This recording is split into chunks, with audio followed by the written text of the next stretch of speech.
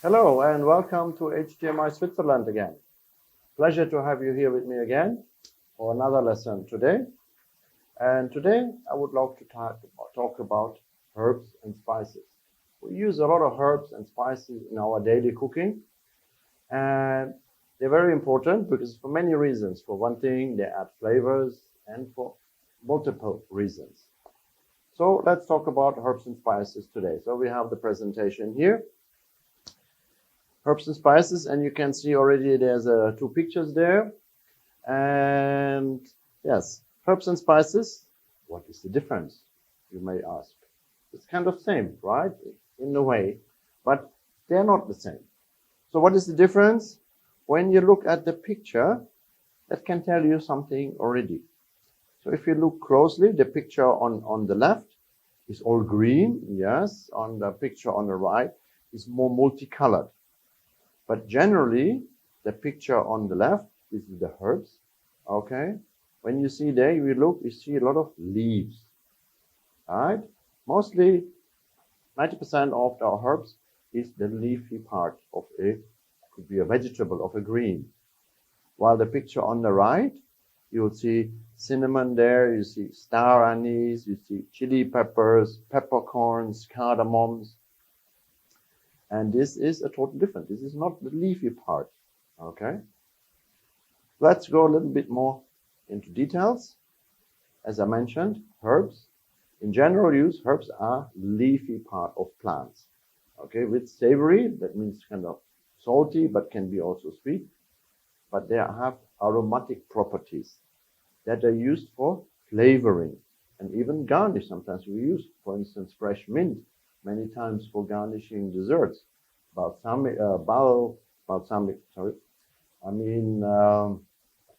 Basil, of course.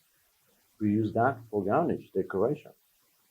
And also for medicinal purposes, because a lot of these herbs have good properties. Versus the spices are seeds, fruits, root, bark, or other parts of plants. Also we use for flavor, but again also for coloring. For instance, the turmeric, you know, the yellow powder in the curry, which makes everything very yellow, is a nice yellow color. Or saffron, for instance, we use saffron to give a nice, beautiful yellow color as well as the flavor. And we use spices also preserving food. Now, if you buy or if you make yourself some pickles at home, pickled cucumber, the mixed pickles, you find not only the cucumber, but you find mustard seeds there, onions, you will find sometimes beetroot, you will find dill, plus other things. Again, for flavor, but also food preservations. Because many spices have antimicrobial properties. That means they destroy bacteria. They help destroy bacteria. So this is the main use of the herbs and spices for flavors, but medicinal purpose, as well as preserving food. Back to the herbs. Culinary herbs are different from other vegetables, like, for instance, spinach. Spinach is all small green leaves, right? But they don't have that much flavor. And the spinach we cook as a vegetable and we eat that in a certain quantity. If I would use now basil or an herb in the same quantity, you wouldn't want to eat because it's too much flavor, too strong. Therefore, the leafy parts, again the herbs, is used in small quantities to provide additional flavor, rather than being a food by itself. And herbs are used in almost all cuisines all over the world. In any country you go, they will probably have some beef, they will have pork, they will have the animals, the meat, but they will use herbs and spices to give different flavors.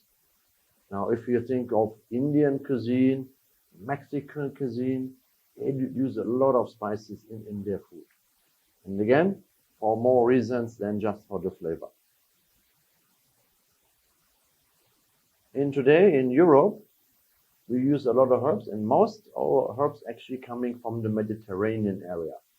The Mediterranean is part southern France, Italy, Greece, almost down to North Africa, you can say this region. And many of them come from there. For instance, the bay leaf we use in many soups and stocks for flavor.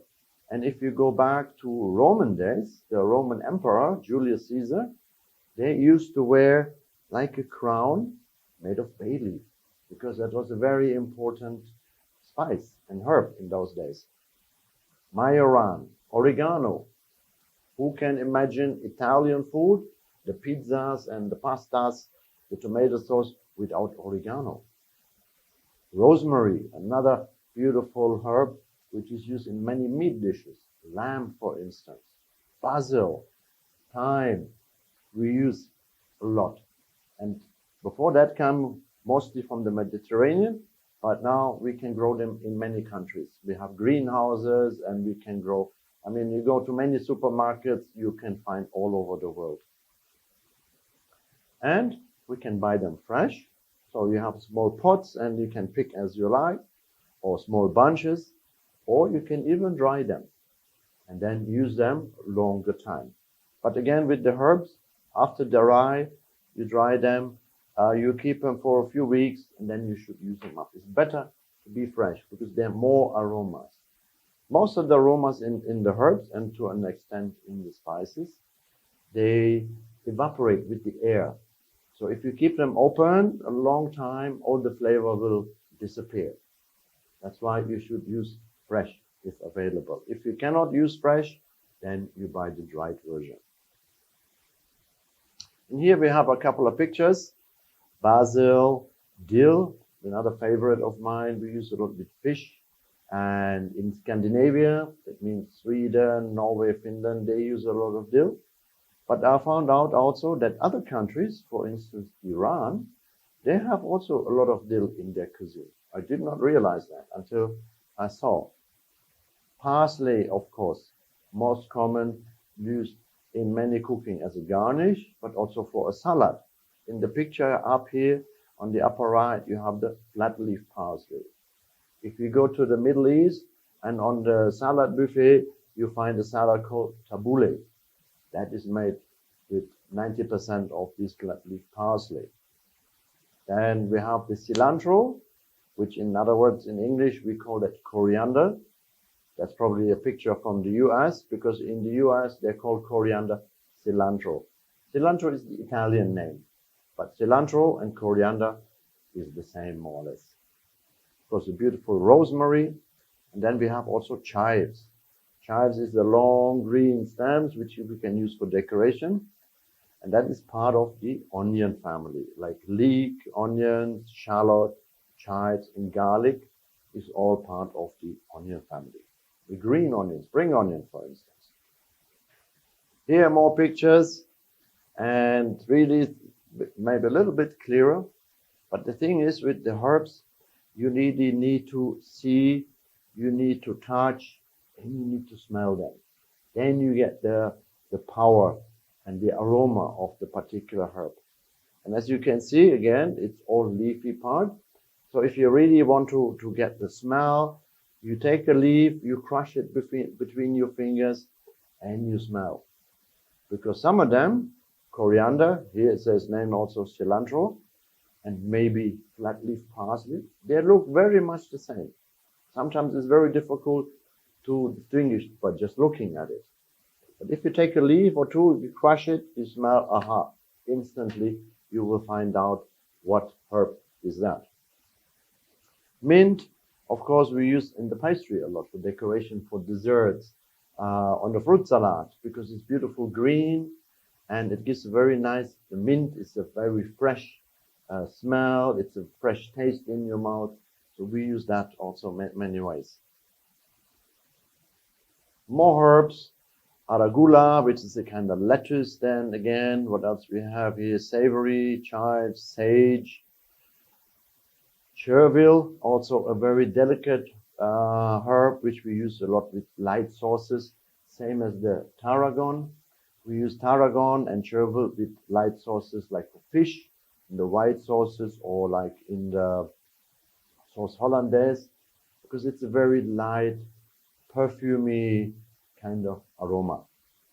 But all of them in their own way, very beautiful and many uses. And sometimes we combine combinations, like in the Italian cooking, basil, the majoram, and the oregano together in a different way. Here, a nice, beautiful picture. I still have to change this one. The basil, you can see the beautiful leaf, the chives below, and even with the flowers already there, still can use, and it's very edible. Beautiful mint, thyme, rosemary, flat leaf parsley, but also lemongrass from Asia you can use. It's a beautiful lemongrass. I mean, if you have not tried, try to get lemongrass and you crush it. The lemongrass you don't actually eat as such, but you crush it and you infuse it in milk or in water or syrups or something, or in the soup. For instance, the Thai use a lot for the tom yam goong. It's a beautiful kind of lemony, but it's not lemon aroma. Really, it's difficult to explain on the camera or in the seminar. Really, you have to try and taste for yourself.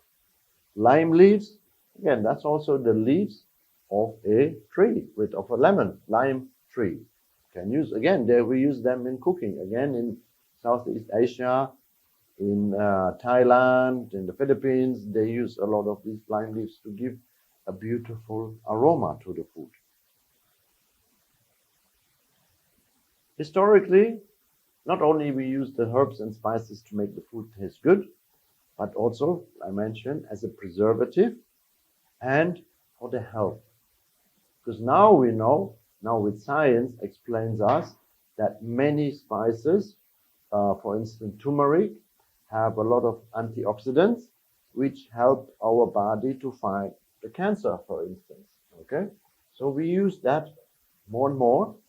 In the old days, they know this by experience already, by using for many, many years. Now science can find this out for us in the laboratories. For instance, cloves. I'll come to the picture of the cloves again. It is a painkiller, actually. If you have a toothache and you take a clove and you bite on where do you have your toothache, and I tell you, the toothache will go for half an hour, for an hour or so. Fantastic. We use also other herbs and spices. Chamomile. Everybody knows chamomile tea, all right? That calms you down, makes you more relaxed. Especially when you have sick and you want to feel a little bit better, you have a chamomile tea. Again, medicinal property. And again, most of these herbs and spices, historically, they've been used forever. Okay? They were using thyme as early as 5000 BC. That makes it 7,000 years ago. They were using thyme already in the cooking for the flavor and other things. Garlic also 5,000 years ago. And then Christopher Columbus, Amerigo Vespucci, Marco Polo, they were the explorers, right? And they were bringing these exotic spices and herbs from other parts of the world back to Europe. So, and these spices, everybody like, oh, wow, it's nice.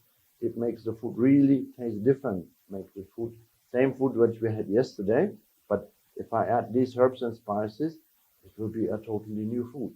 So we want. So, people starting to bring.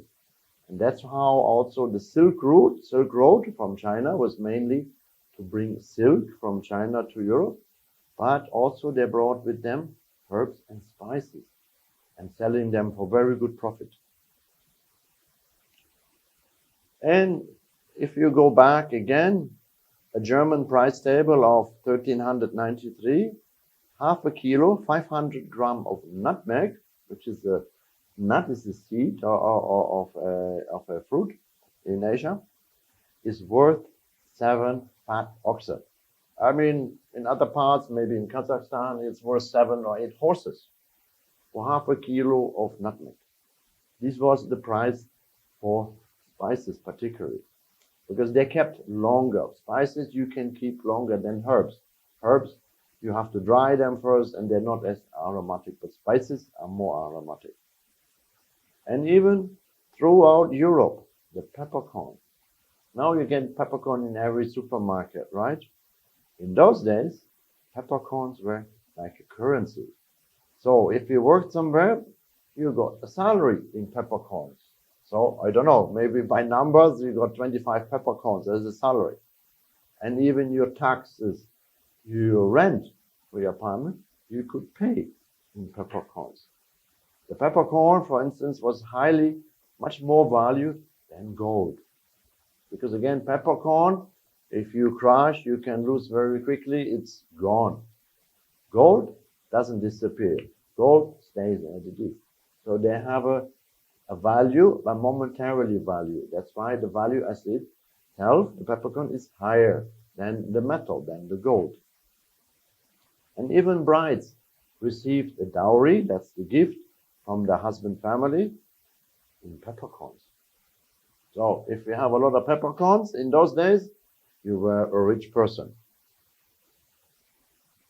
And again, history tells us, and now we know from our scientists, have antioxidant activities, owing primarily to phenolic compounds, especially flavonoids. Again, that helps us for digestion. It helps us in our cells to be better, to get maybe less sick, for instance. And again, antioxidants, again, killing bacteria, can act as a natural preservative, preventing or slowing the spoilage of food. That's what I write here. Hence, Asian countries with hot and humid weather, for instance, the Philippines, Thailand, India, Bangladesh, they use a lot of spices in their food. The main reason is, again, because many of these spices, and particularly chilies, kill bacteria. So if you add items to your food which kills bacteria, you can keep the same food longer without getting the food getting spoiled, without you getting sick from eating that food. So hence, they increase the spice level to what it is now. Versus here in colder countries, we have the same bacteria, but here they don't tend to grow as fast.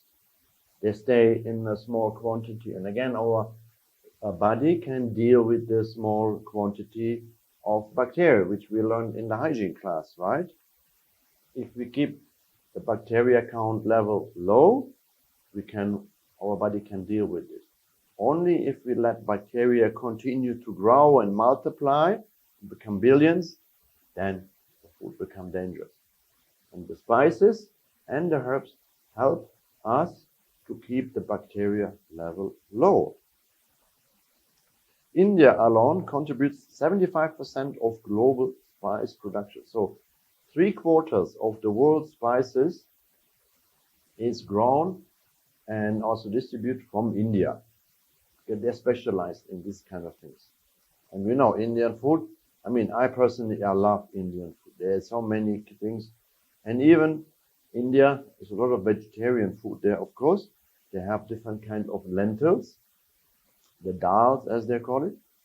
And just by adding different herbs and spices, it becomes a different food. So today you have this kind of lentil. Tomorrow you have a different lentil with different herbs and spices.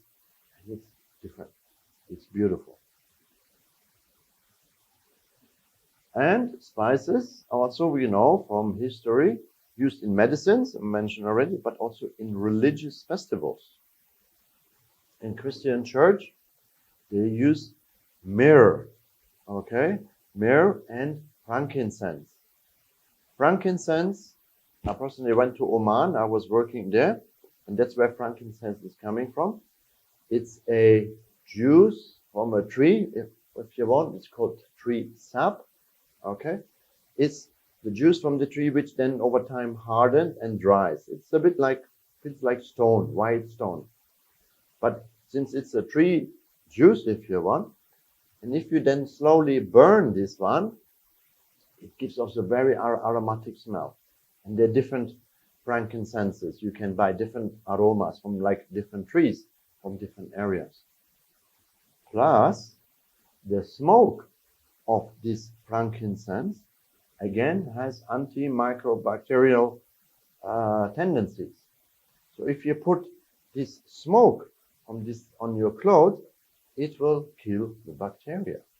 So you smell now aromatic of this frankincense, and you are cleaner in the sense of bacteria level count. And of course, many spices we use in cosmetics, perfumes, okay? Particularly the men. We use a lot nutmeg, we use a little bit masculine herbs and spices versus the ladies. We have more on the vanilla side. We have for the ladies perfumes, we have lavender, which is another herb. We can use that also in food, of course. Vanilla, but also lemon and orange zest gives a fresh aroma because we all want to smell good.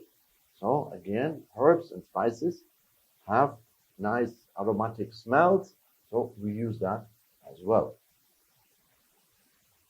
And here, going back 100 to 1,500 years before Christ, a long time back, you can see a little bit the spice roots.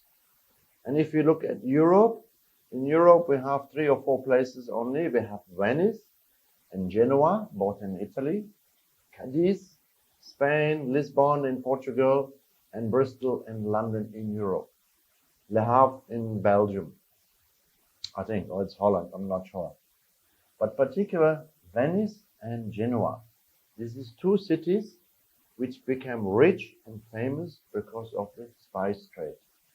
And you have to imagine a ship from Venice selling all the way to India, to China, and then going back full with herbs and spices. That trip took maybe 3 to 5 years. Okay, it's not like now hopping on an airplane and you'll be back in 24 hours. It took years. And again, on the way, you have storms, the ships sinking, you have pirates stealing everything, okay? People dying on the way because they have a lot of diseases on the way. And that's why the herbs and spices in those days were so expensive. And that even you got your salary with the peppercorns. So that really is a bit of a history. And only then Marco Polo, for instance, he went to Tibet and to China. And again, he brought a lot of experiences and herbs and spices with him. Christopher Columbus, on the other hand, he wanted to go to India too, but by mistake, he went the other way. He ended up in South America. And again, he brought with him also many things. Among them, for instance, the tomato, the potato, vanilla, chocolate, that all came from South America. Even the chilies were originally from South America. They are not come from India. They were introduced there later. So a lot of history and a lot of interesting stuff there. And here we have the pictures now with the spices. And again, there's so many. And this I put here a little bit the most common ones, okay, the familiar ones. And there's hundreds more. If you go to Asia, and I always like to go to the different markets to see the fruit and vegetable market, and you will find things, oh, it's interesting. I did not know you can eat that. But it's nice, it's new. And then maybe you can combine with existing, the ones you know already, to make a new combination. So what we have here, the goji berry, okay, is one of the superfoods these days. What is a superfood? Superfood is a food like blueberries, like kale, which has a lot of good qualities. Rich in minerals, rich in vitamins, rich in antioxidants, so very healthy. But again, don't start eating now goji berries only. You need a balance in your food. Peppers, for instance, we have here fragrant pepper, we have white pepper, we have black pepper. Some of you, what is white pepper and black pepper is the same? Well, in a way it is. actually. Because if you take a black peppercorn and crush it, when you look inside, it's white color. So basically, the white pepper and the black pepper is the same. When you have to imagine you harvest the peppercorn, which is on a small tree, on a bush, it grows like grapes together. That's the green peppercorn. So you can dry it as it is, and then that's green dried peppercorn. But by a process of sort of fermentation in the sun, you keep it a couple of days, the green skin turns black and then dries, therefore you have the black peppercorn. Now, if you take the green peppercorn, step back, green peppercorn, and now by machine process, of course, you peel the green skin off and then let the peppercorns dry, you get white pepper. So white pepper is the same, it is just peeled black pepper. Now the skin of the black pepper, the green pepper skin, has also flavor. That's why the black pepper tends to be a little bit more aromatic, a little bit more stronger versus the white pepper. Both is same pepper. But the culinary use, the white pepper, for instance, we use mostly when we have light white sauces, for instance, for fish or for chicken, or we have a sauce hollandaise, béarnaise, rocheron. You don't want to see the black peppercorn bits in the sauce because it looks black. It looks, don't know if it's dirt or it's the peppercorn. So therefore we use the white peppercorn in those kind of sauces. While in the brown or the dark sauces, we can use the black peppercorn as such. And here we have again a mixture cinnamon, also beautiful spice. And I was fortunate, I was in Sri Lanka and I went to a small farm where they harvested the cinnamon. What you see here, that's the real cinnamon. It's very thin, like paper almost, rolls like that. And that is actually the bark of a tree. So they have this small bush, then with a knife, they make a long cut, and they peel the outer layer. They discard this one. So they cut again, then they peel off the inner layer. And that's it. And then they let that dry. That's the cinnamon. And again, this beautiful with desserts, you can make a rice pudding, or when coming Christmas, in the gingerbread, in the cinnamon star cookies, we have this a lot. But also in other foods, we use cinnamon a lot. For instance, in Europe, it's a tradition in winter, when it's cold out there and wet, and you want something nice to drink, to warm you up, we have the Glühwein, the mulled wine. So it's a red wine, and then we add some cinnamon in there, maybe a little bit cardamom, a little bit cloves in there, a little bit orange, and a little bit sugar to heat it up. And then you drink that and you instantly will feel warm inside. It's a perfect drink when you go out skiing here or in the mountains in Switzerland. Cardamom, there on the left, there's a black cardamom and there's the green cardamom, also heavily used in Indian cooking. Again, also either in the curries, in the savory food, but also in the sweets a lot. Next to the green cardamom, we have the purple, bluish looking, the juniper berries. Again, this is from Northern Europe. It's a berry which grows in the forest, and we use that a lot for when we cook like venison, game, deer, for instance, and so on. But it's also used for an alcoholic beverage. Would you know any beverage guys out there? What alcoholic beverage you do with the juniper berries? Okay, gin, for instance. You know the English gin tonic, the gin, Gordon's dry gin, that is made with juniper berries. And the beautiful flower there, that's an orchid. And there, from the orchid to multiply, it has the seed pod there, the long black one.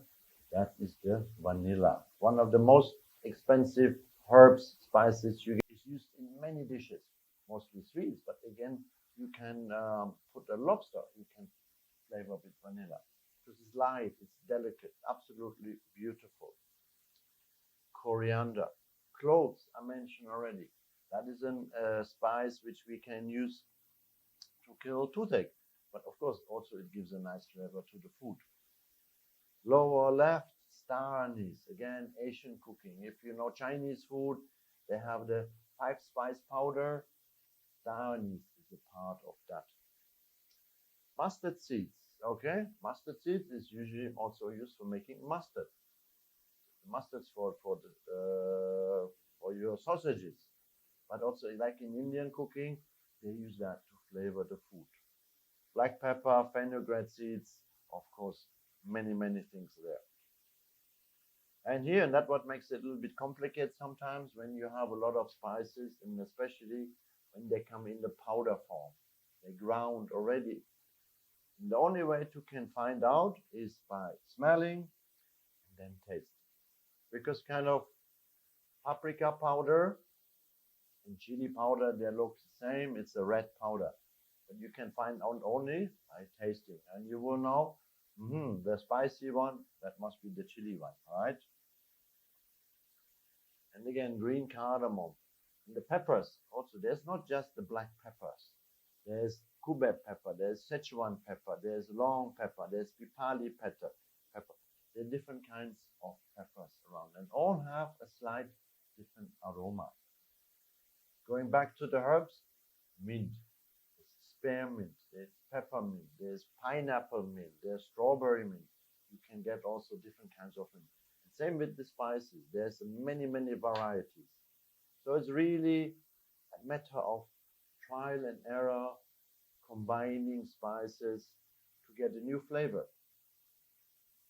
As an example, in India, again, they use a lot of spices. Here, when you want to make a curry, anywhere, we buy a curry powder.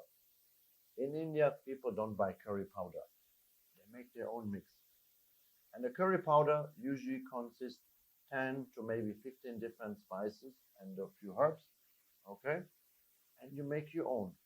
So, and then you can adjust the quantities of each herb and spice. So you like a little bit more sweety flavor, so you add a little bit more cinnamon.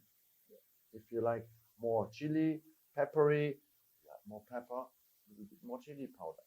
So you can play with the herbs. And I can tell you in India, all households do their own curry mix.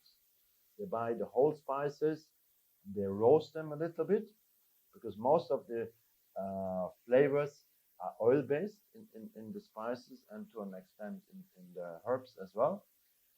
And they are being released with heat. So if we roast them first a little bit, the whole herbs and the spices, or particularly the spices, the smell will come in. Without oil, just dry roast a little bit. Then you cool them down, and then you grind them in the powder with the coffee grinder machine, for instance. And then you have your own fantastic spice mix. So that's the thing, and that's what many chefs are actually doing. They don't invent new spices, okay? They just take from these hundreds of different spices, they make a new combination, and now it's Chef Schubeck or Chef Gordon Ramsay spice mix. And that's it. And you can do the same at home with so many varieties, so many combinations. It's unlimited. And that's the beautiful with the herbs and spices. First of all, give us nice flavor, give us a nice color, for instance, and they're healthy too. So it's a really bonus after bonus with the herbs and spices. I'm a believer in using natural ingredients, okay? No chemical aromas or any kind of thing. If you use a lot of herbs and spices in your food, as much as you like, of course, okay? Is don't force it, no? You have to like the food in the end, okay? But if you use quite a few spices, food will taste better, food will look better, food will be healthier. And with that, here there's a few more. Another picture, again, more spices, turmeric, star anise, paprika and chili, again, looking kind of the same, bay leaf, cardamom. Again, that's the basic spices, which we use in today's cooking. And that's it for me for today. Herbs and spices. Thank you very much for attending. I hope it was not too boring.